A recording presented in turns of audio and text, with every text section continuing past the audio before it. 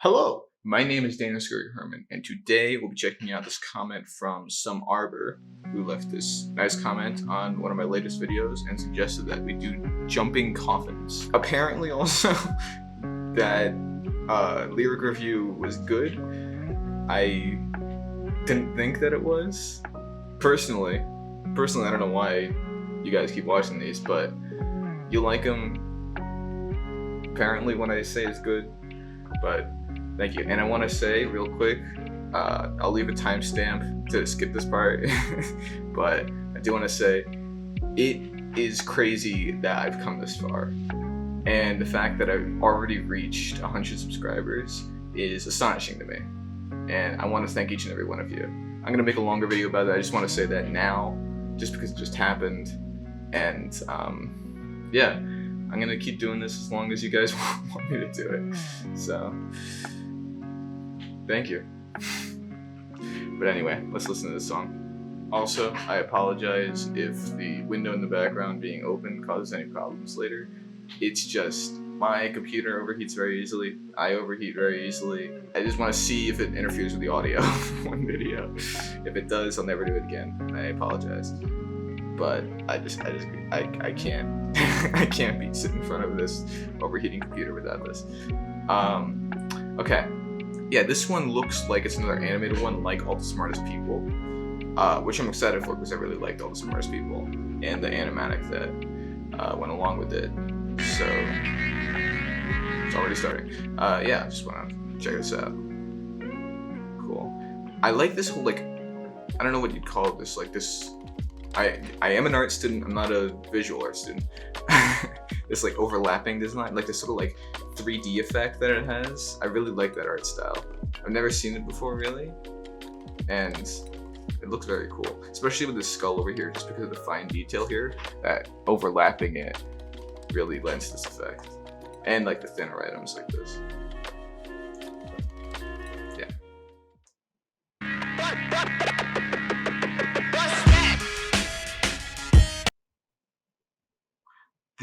It's always astonishing the use of space in anything like this. The use of space, like, and negative space in art styles, like in more simplistic art styles, where like there's only a few components. The use of limited space to create bigger objects, like, you know, these few scattered items in the glass, held by the hands, being drawn by a bigger item, with a skull.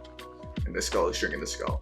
I just think that transference of these different like states, I think that's very cool as an art style.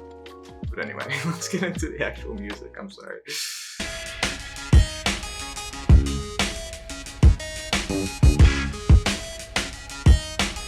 Very cool. Oh, jumping coffin. It's skeletons. I was like, why are there so many skeletons? What could possibly in this song have anything related to skeletons?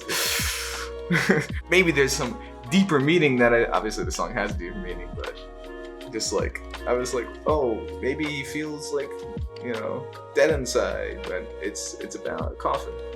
It could still be that, but just listen, the most simple things are often the things that most often go over my head.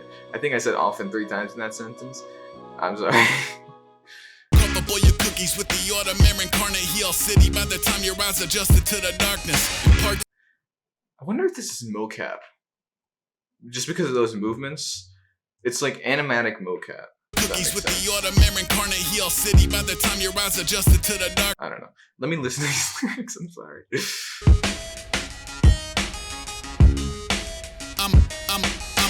I'm a slow burn, crawl around the road, work something from the other side, clawing at the known world. Cup boy, your cookies with the autumn incarnate heel city by the time your eyes adjusted to the darkness.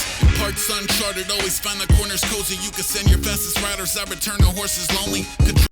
Always find the corners cozy. That line, like, I'm sensing this like commonality through a bunch of the songs about this feeling of loneliness and ostracization, or alternatively, put up the definition of apophenia again. I feel like I should keep doing that as like a disclaimer, but this tendency of like loneliness, ostracization, a sense of just not belonging in a real like society, and this visualized, idolized society is the only one that you feel comfortable in. And I'm sensing that a lot with like, you know, receding into the darkness, finding the corners cozy, finding comfort away from others, and receding into where no one can see you. The locals only note the lucky charms and army jacket. When you're at, he's in the heart of Darby Dragons. I know, no solicitors, waves away as visitors from 10 minutes in front of a tainted energy. I like how the beat changed. I like this sort of like change from Uncharted, always find the corners cozy. Sort of like You can beat. send your fastest riders. I return. I like that change from a beat to a beat. Sorry, I don't know how to describe music, but No horse is lonely. Controller, the locals only note the lucky charms and army jacket. When you're at, he's in the heart of Darby Dragons. I know, no solicitors. Right there, where it gets like sort of distorted. I don't know what to call that, but I like it. It's a cool little transition, especially because in the music video, it's where Charms and army this new color of red gets introduced here.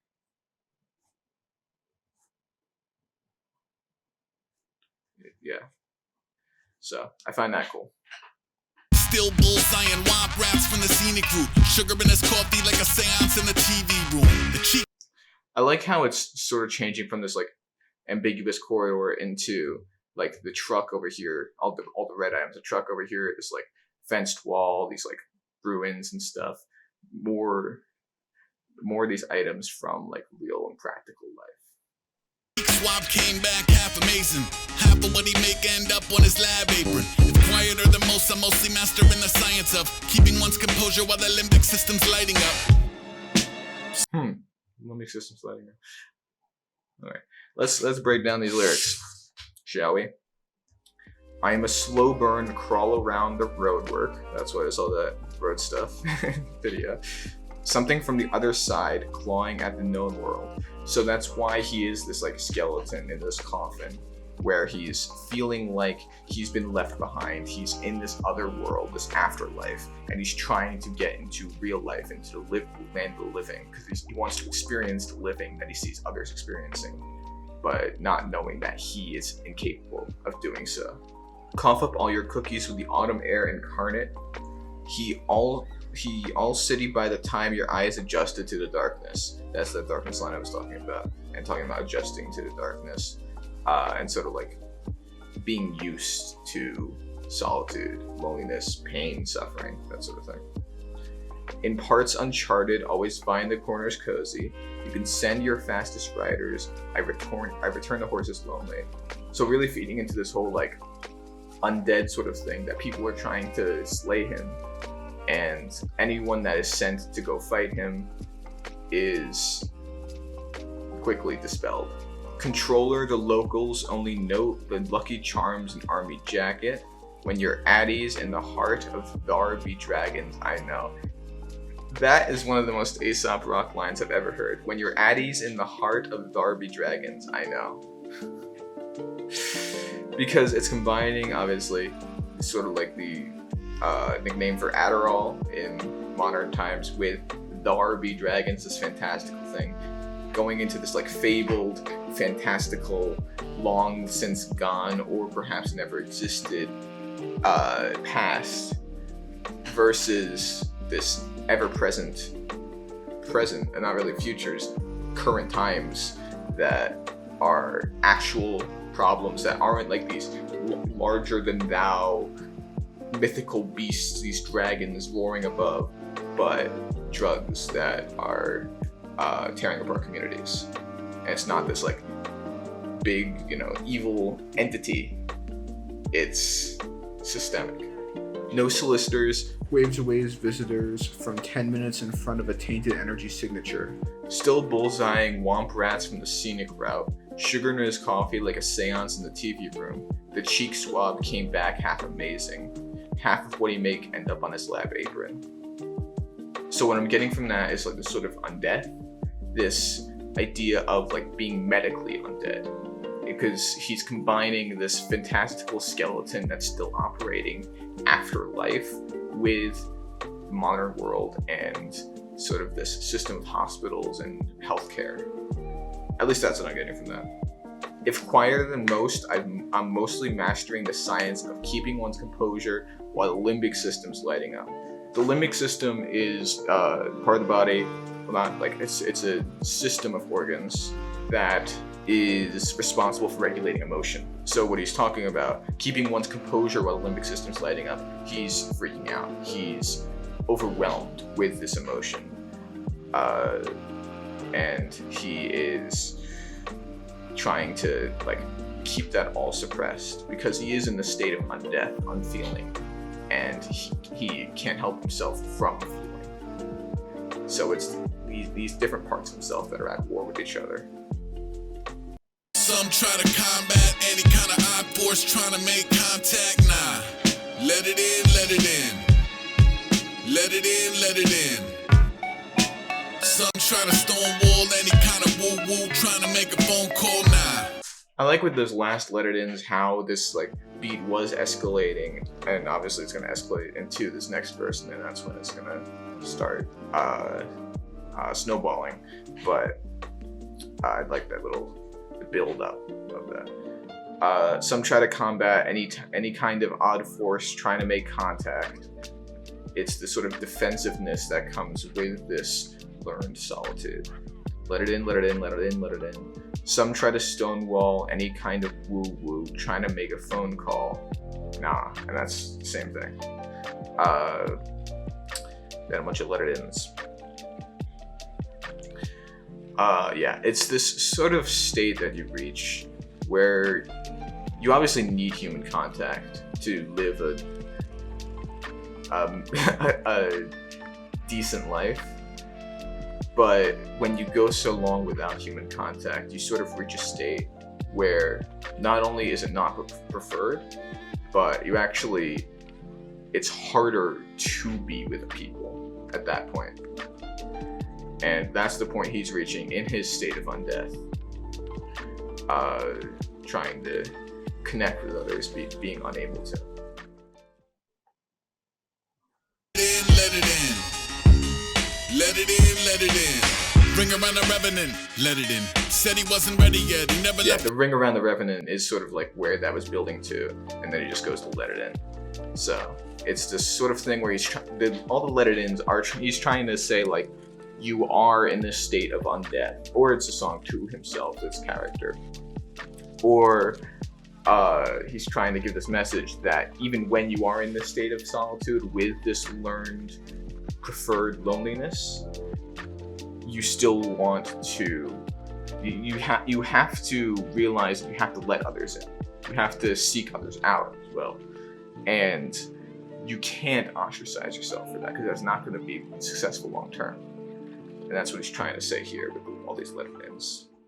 Said he wasn't ready yet, he never left the Etch-a-Sketch. Stuck around for more than just a parlor trick or flickering fluorescence. Had a couple still to visit with a million pressing questions like, where were you the night of?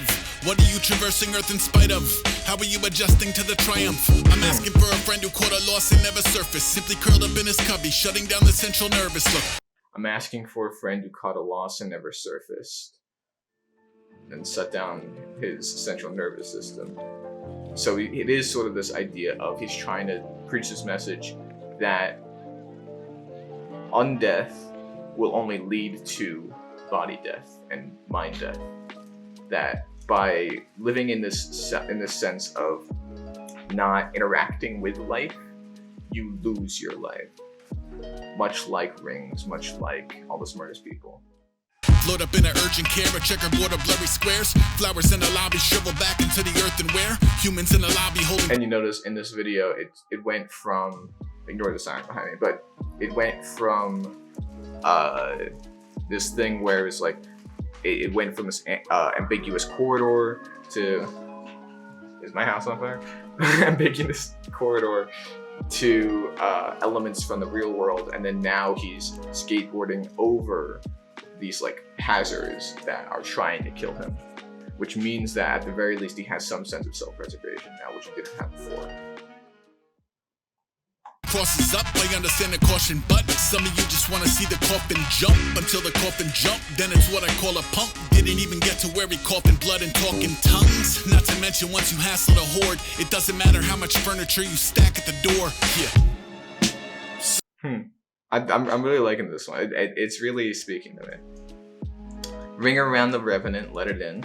Said he wasn't ready yet, he never left the Etch-a-Sketch. So it's this, talking about this idea of when people who are older will look back and say like, oh, the last time I was happy was when I was a kid. And sort of envying this like childhood innocence that has eluded them just because of their awareness. And he's not ready to like let others in because he is mourning the loss of who he thought he was when he was younger. Stuck around for more than just a parlor trick or a flickering fluorescence, had a couple still to visit with a million pressing questions, like where are you the night of, which is like the question police would ask if you're like a witness to something. What are you traversing Earth in spite of? How are you adjusting to the triumph? Which is sort of like following that first question are questions about like how are you staying alive in the world. I'm asking, yeah, this is the line that's I said before. I'm asking for a friend who caught a loss and never surfaced, simply curled up in his cubby, shutting down the central service, which could be literally ending his own life, or it could be metaphorically ending his own life by shutting himself off and not letting himself open up to others. Look, float up into urgent care, a checkerboard of blurry squares. With urgent care, it's more likely that he did harm himself. Flowers in the lobby shrivel back into the earthenware. Humans in the lobby holding crosses up. I understand the caution, but some of you just want to see the coffin jump. So with that, like jumping coffin, I think what he's talking about there is the state of undeath, where instead of saying like, I am undead, I need to break back into the life of the living, he's saying that the dead are gone and that undeath is not possible or sustainable. And that the state of like, once you cross that line, you can never come back. Which is like the coffin jumping is like someone in the coffin is still alive. But without that, he doesn't really, he's trying to say that like, even if you are in the state of undeath, like he's talking about where he's straddling these two worlds of solitude and then interaction, even then, he is saying that there's a certain point where you cross into death. And once you cross that line, you can never come back.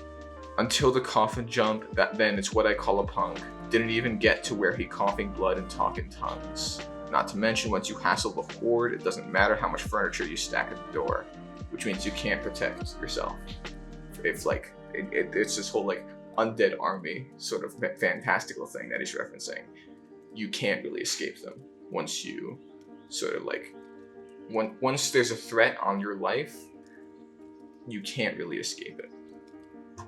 I don't know if that makes sense, but it made sense in my head before I said it. I promised at some point that sentence made sense. Tall grass, asphalt, a soil flat. Soil jazz like an alphabet to soil bass. Ready to the basic anatomy of a death stare. Passing through the old Manhattan ectoplasm. The basic anatomy of a death stare. I really like these Aesop Rock lines.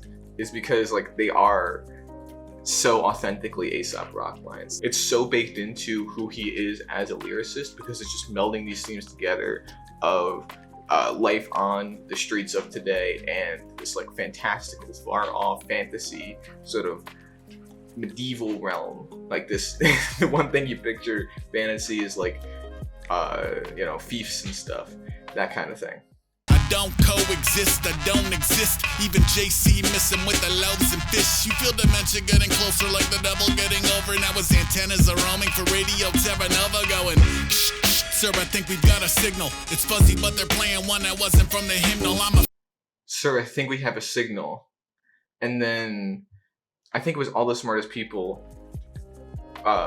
said he's no longer on the radar. So, that was one where he was this ghost, because of his self-isolation and unable to join with the collective of life. And then they found the signal. So this is that state of undeath where he's trying to come back now. Or maybe not, maybe this came out before. Faint scent of sulfur, I'm the source of the ooze. I'm security tape of a glowing orb in the room. Sup? What? What is... What? Is this secret lore that I don't know about? Hand-drawn map, cross over, cross back, calling from the flight deck, I collect dog tags.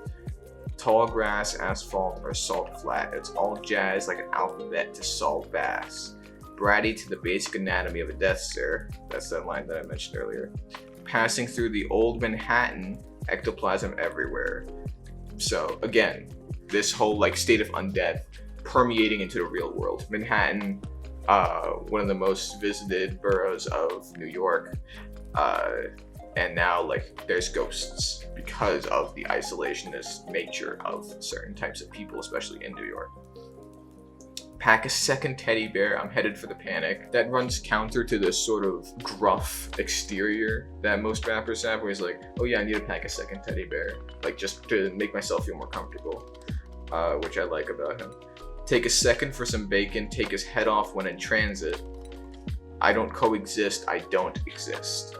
Which is again that whole theme of this cohesion with society. He just can't do it because that's not who he is.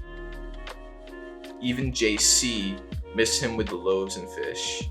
You feel dementia getting closer like the devil getting over. Now his antennas are roaming for Radio Terra Nova. And there's the radio line. Going ksh ksh, sir, I think we've got a signal. It's fuzzy, but they're playing one that wasn't from the hymna. I don't know if he's commenting on religion there as a structure, but this sort of song of trying to coexist with society and come back to life isn't like what they thought would be the redemption, I guess. But that could also mean this whole thing with this theme of the devil. I'm not sure what to make of that, and I think that this song has a lot of overlap with other songs like All the Smart People and Rings, and I think it's connected to a bunch of other Aesop Rock songs. It's a faint scent of sulfur, which is, you know, the whole like devil sort of thing. I'm the source of the ooze. I'm security tape of a glowing orb in a room. So, and then it cut to security tape of a rabbit. I don't know who that rabbit is, but he became a skeleton, and the skeleton became a rabbit. I know this comment is sincere, but I just like how it just goes, I really hope Ace is happy and like, are you okay? Felt the themes in here were very strong, really enjoyable, really thought-provoking lyrics in general. What do you think? Maybe the thing is with music is there's easily a billion interpretations of every song, and I want to know what you guys think. What do you think of Jumping Coffin? Do you think that it's about the sense of solitude and this unable to operate in society? Or do you think it's about being a cool skeleton? Whatever it is, as long as you enjoy it, that's what matters. And let me know what you want me to do next.